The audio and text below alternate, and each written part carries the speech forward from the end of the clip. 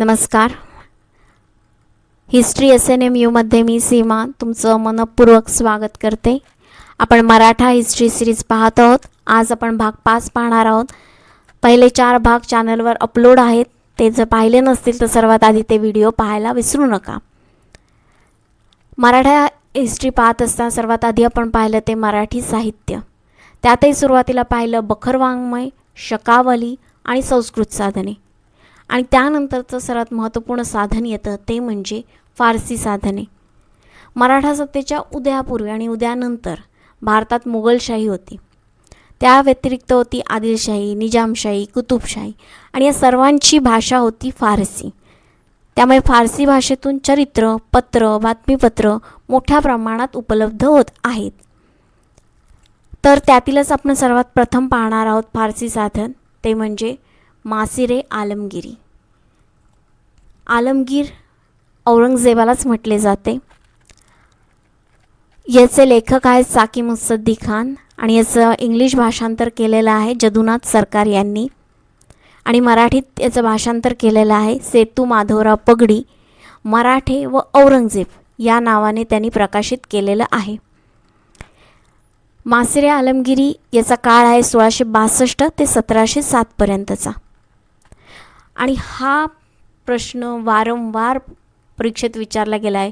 Set असो, net असो, अन्य कोणत्याही एक्झाम असो, याच्यात हा प्रश्न मिडिवल हिस्ट्रीमध्ये विचारलेला गेला आहे. त्यामुळे नीट लक्षात ठेवा, मासिरे आलमगिरी, साकी मुत्सद्दी खान, औरंगजेब.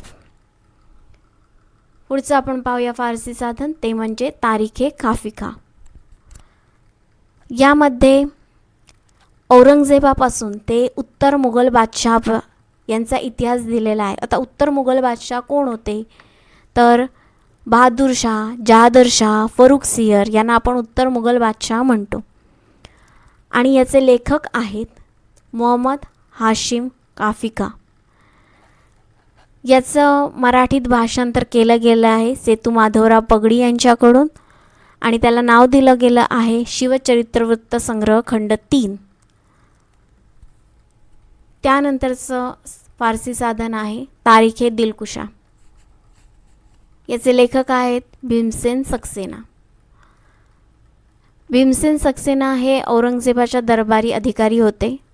त्यामुळे त्यांनी प्रत्यक्ष जे पाहिलं असेल ते त्यांनी लिहून ठेवलेलं असणार आहे. त्यामुळे ते विश्वसनीय असेलच.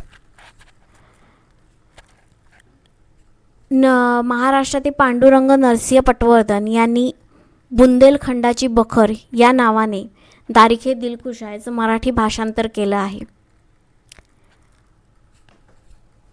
आज आपण 3 फारसी साधनं पाहिली आहेत. ही तिन्ही महत्त्वपूर्ण आहेत.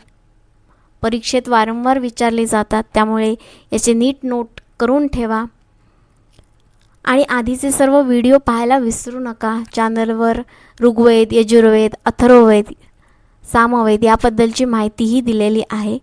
तेही व्हिडिओ पहा. शॉर्ट्सही रोज अपलोड होत आहेत, तेही पाहायला विसरू नका.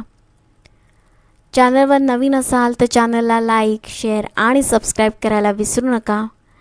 आणि आजची तिन्ही फारसी साधनं शक्य झाल्यास तुम्ही कमेंट बॉक्समध्ये लिहायला विसरू नका.